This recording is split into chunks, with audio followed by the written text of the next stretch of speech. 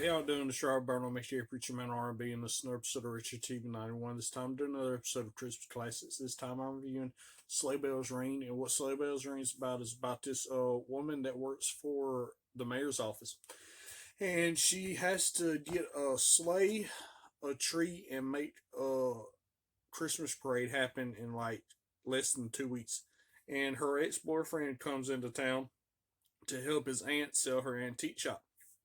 Well, they start getting closer again in this movie, and what happens toward the end of the movie, he winds up leaving again because he's getting too close, and he doesn't want to hurt her and her daughter's feelings because he gets close to her daughter or whatever and helps her with her Christmas costume for the Christmas parade and all this. And they're working on the sleigh together. And come to find out, the sleigh is Santa Claus's sleigh, like the real Santa Claus.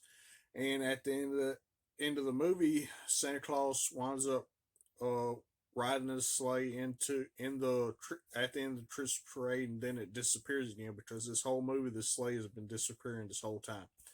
And what happens is at the end of the movie, the woman and her ex boyfriend wind up getting back together at the end of the movie.